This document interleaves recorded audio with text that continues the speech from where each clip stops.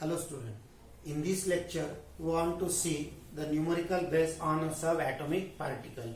In last video, we have been seeing about the subatomic particles, electron, proton, neutrons, how to calculate the number of electrons, protons, neutrons in a neutral spaces if the atomic number or mass number given. अगर atomic number mass number दिया है तो number of electrons कैसे निकालना, protons कैसे निकालना, neutrons कैसे निकालना, ये अपन ने लास्ट वीडियो में देखा। अब थोड़े से थोड़ा अलग डिफरेंट प्रॉब्लम्स लेंगे अपन, how to calculate the number of electrons, protons, neutrons in cations, anions and other. देखो जैसा पहला प्रॉब्लम दिया है, calculate the number of electrons, protons, neutron in the following. तो यहाँ पर magnesium di positive ion, chlorine mono positive ion, mono negative ion, यहाँ पर aluminium tri positive ion, sulphur di negative ion दिया है। तो यहाँ कैटायंस दिए और एनायंस दिए। तो पहला लेंगे अपन कैटायंस। कैटायंस कैसे फॉर्म होते हैं? They are form by the loss of electrons. ख्याल में रखने का, cations are form by the loss of electrons. तो ये फर्स्ट पॉइंट ख्याल में रखने का, cations how are they form? Only loss of electrons. Protons वगैरह को डिस्टर्ब नहीं होता है, न्यूट्रॉन्स भी डिस्टर्ब नहीं होते। And second, anions are form. Anions कैसे फॉर्म हो गए? By gain of electrons. Gain of electrons. तो जितने जिसके ऊपर चार्ज होगा, जैसा डाई पॉजिटिव है तो इट लूजेस 2 इलेक्ट्रॉन्स, ये डाई निगेटिव है तो इट गेन्स 2 इलेक्ट्रॉन्स। क्लियर? जितना जिसके ऊपर पॉजिटिव चार्ज हो गए उतने उसने इलेक्ट्रॉन डोनेट किए, जितना जिसके ऊपर निगेटिव चार्ज होगा उतना उसने इलेक्ट्रॉन गेन किए। ये बेसिक आइडिया ख्याल में रखने का। अब ये कैलकुलेट करना है अपने को। देखो ये समझ में आ गया, this is the important part. Clear? अब यहां पर लिखेंगे अपन स्पेसिस।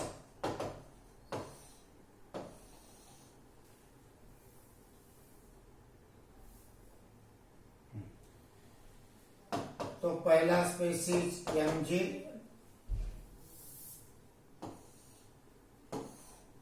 सीरियल नंबर, ये पहले लिखेंगे mg डाई पॉजिटिव आयन। तो यहां पर एटम, एटम कौन सा आ जाएगा? Mg। समझ में आ गया? हाँ। उसके बाद में इसका Z एटॉमिक नंबर दिया है 12, मास नंबर दिया है 24। क्लियर? ये Mg के लिए दिया हुआ है। हाँ। तो यहाँ स्पेसिस अपने को Mg डाई पॉजिटिव के लिए निकालना है। क्लियर? तो यहाँ पर एटम के लिए निकालने का पहले ये होगा एटम। तो यहाँ पर नंबर ऑफ इलेक्ट्रॉन्स कितने आ जाएंगे? 12। नंबर ऑफ प्रोटॉन्स कितने आ जाएंगे? 12। हाँ। नंबर ऑफ न्यूट्रॉन्स कैसे निकालते हैं अपन? A माइनस Z, एंड ये भी होगा 12। तो this is for a Mg, magnesium के लिए अपन ने निकाल लिया। क्लियर? चलो ये हो गया मैग्नीशियम के लिए निकाल लिया अपन। क्लियर? अब उसके स्पेसिस के लिए निकालने का। क्लियर? तो स्पेसिस के लिए क्या आ जाएगा फिर? यहाँ पर Mg डाई पॉजिटिव आयन, यहाँ पर ये आयन फॉर्म हो गया। Clear? Bye the loss.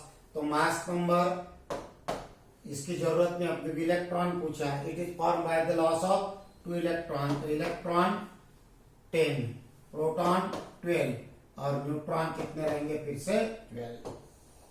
Clear? तो ये होगा Mg के लिए। सिमिलरली अब वैसे एल्यूमिनियम के लिए निकाल लेने का। अब मैं D के लिए सॉल्व कर रहा हूं। ये हो गया A के लिए, अब ये D के लिए। बाकी दो आप होमवर्क बोल के सॉल्व कर लेना। यहाँ पर सल्फर दिया है, सल्फर का atomic number 16, mass number 32। Clear? अब नंबर ऑफ इलेक्ट्रॉन्स, प्रोटॉन्स निकालेंगे।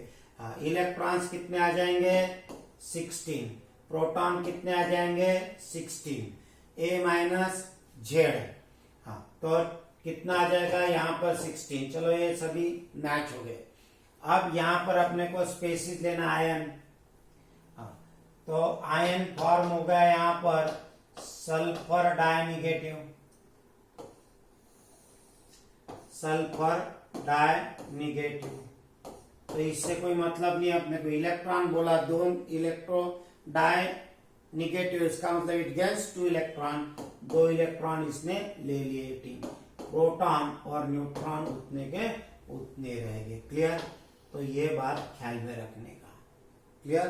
तो बाकी आप क्लोरीन और एल्यूमिनियम के आयंस निकाल लेने का। Okay, now next problem, calculate the charge and mass of A 1 mole of A electron. Calculate the charge and mass of A 1 mole of electron. यहाँ पर मास 1 इलेक्ट्रॉन का दिया है और 1 इलेक्ट्रॉन का चार्ज दिया है, लेकिन अपने को पता है 1 मोल यानी कितना, 6.022 इंटू 10⁻23 नंबर्स। बस इसके ऊपर से सॉल्व करने का। क्या आ जाएगा सॉल्यूशन? पहला, to calculate mass of 1 mole of electron, 1 mole of electron। Clear? हाँ, तो क्या निकालोगे फिर? That is the answer, mass of 1 electron given कितना, 9.1 इंटू 10⁻31 kg। ये 1 इलेक्ट्रॉन का दिया है, that is hence 1 mole of electron का कितना, 1 mole of electron is 6.022 into 10⁻23. Hence, the mass of 1 mole of electron equal to cross multiplication क्या आ जाएगा फिर, 9.1 into 10⁻31 into 6.022 into 10⁻23 kg। This is the answer. Clear? तो एक electron का मास इतना है, तो 6.022 into 10⁻23 इलेक्ट्रॉन का मास कितना। क्लियर? तो सिंपल है वैसे भी। क्लियर? ये समझो ये बॉक्स है एक, ये बॉक्स का वेट समझो 1 kg है। क्लियर? तो समझो 6.022 इंटू 10⁻23 बॉक्स का कितना वेट हो जाएगा, तो ये multiplied by weight of a box, like that. वैसे similarly charge, secondly to calculate charge on 1 mole of electron, 1 mole पर क्या आ जाएगा फिर, वही same, charge on 1 electron 1.6 into 10⁻19 coulomb. यहाँ माइनस लिखने की जरूरत नहीं है, कोई लिखते कोई नहीं लिखते, अपने को अज्यूम करते अपन, क्योंकि नेचुरली इलेक्ट्रॉन बोलने के बाद में निगेटिव चार्ज है, इसलिए अपने खुद होके निगेटिव लेने की जरूरत नहीं है, जो दिया है उसी के हिसाब से निकालने का। नेचुरली अज्यूम ही है, इलेक्ट्रॉन पर निगेटिव चार्ज है, लिखा नहीं लिखा तो भी अपन कैलकुलेट कर सकते। तो 1 mole of electron, 1 mole of electron यानी 6.022 into 10⁻23। Hence the charge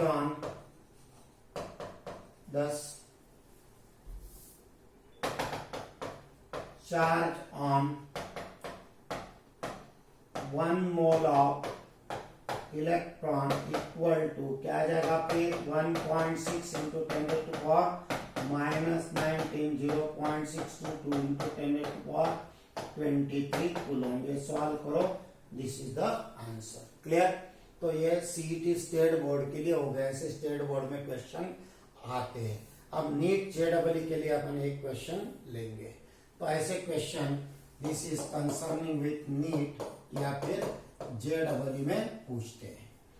the element which has a mass number 81 contain 31.7% more neutrons as compared to the proton, assign the atomic symbol. Atomic symbol अपने को assign करना है. तो क्या आ जाएगा फिर सॉल्यूशन क्या दिया है वो पहले लिखो.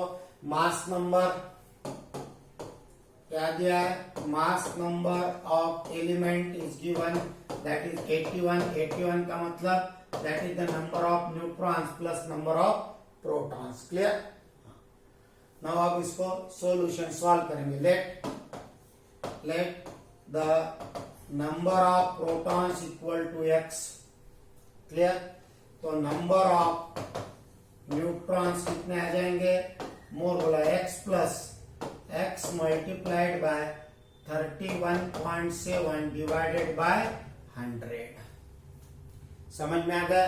तो ये हो गया number of a proton x और नंबर ऑफ कितने न्यूट्रॉन्स रहेंगे इतना परसेंट दिया है, यानी x तो न्यूट्रॉन है, x प्रोटॉन है, इससे कितने ज्यादा है, that is the more number of ए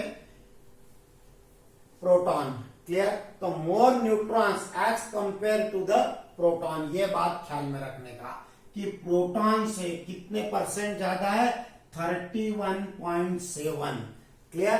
तो x तो है और x में इतना अपने को ऐड करना पड़ेगा 31.7%, तब मिलेंगे अपने को number of A neutrons. Clear.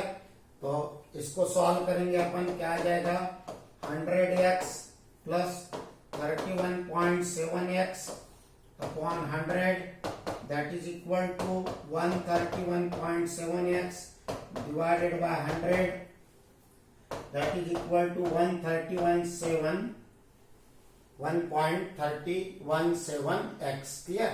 तो ये हो गया नंबर. अब दूसरा ये होगा पहला पॉइंट, ये होगा दूसरा पॉइंट. अब तीसरा पॉइंट. क्लियर. ये दोनों की टोटल बट ना ये equal to number of protons plus number of neutrons. Clear. कितना लिखेंगे, नंबर ऑफ ये 1.317x प्लस x और दोनों की टोटल कितना बोला है, 81. Find out the value of A x. तो कितना हो जाएगा, 2.317x इक्वल टू 81 और x equal to 81 divided by 2.37. It is found to be approximately 34.7 यानी अप्रोक्सीमेटली कितना आ जाएगा, ये 35, क्योंकि नंबर ऑफ प्रोटॉन्स या फिर number of neutrons always whole number. तो यहाँ पर अपन ने इसको मेक इट होल नंबर बना लेने का. तो यहां अपने को मिल गया, hence number of protons equal to 35, number of neutrons कितने आ जाएंगे, 81 minus 35, that is equal to 1 minus 5 6, 1 carry 46. Clear. तो ये हो गया नंबर ऑफ प्रोटॉन्स और नंबर ऑफ न्यूट्रॉन. और बाद में आपको सिंबल पूछा है, सिंबल. तो 35 वाला कौन सा आएगा, 17 ग्रुप का देखने का, that is the fluorine chlorine bromine iodine. तो यहाँ पर फ्लोरीन 9 प्लस 18 यानी 17 और प्लस 18 35. तो पीरियोडिक टेबल में अपने को याद रखना है. जब पीरियोडिक टेबल अपन स्टडी करेंगे तब सभी कौन से ग्रुप में कौन कौन से एलिमेंट्स है, कौन से पीरियड में कौन कौन से, ये सब मैं याद करवा दूंगा. पूरा पीरियोडिक टेबल याद हो जाएगा 118 एलिमेंट सीरियली एक नंबर से. क्लियर. तो ये आ गया 35. तो सिंबल क्या आ जाएगा, Br 35, that is number of protons is equal to Z. Clear. और number of protons plus neutron that is A. तो कैसे लिखते हैं अपन सिंबल कैसे आ जाएगा, x विद एटम, Z नीचे और A ऊपर, 35 और 81. This is the answer. Clear. समझ में आ गया. तो ये हो गया प्रॉब्लम. ओके.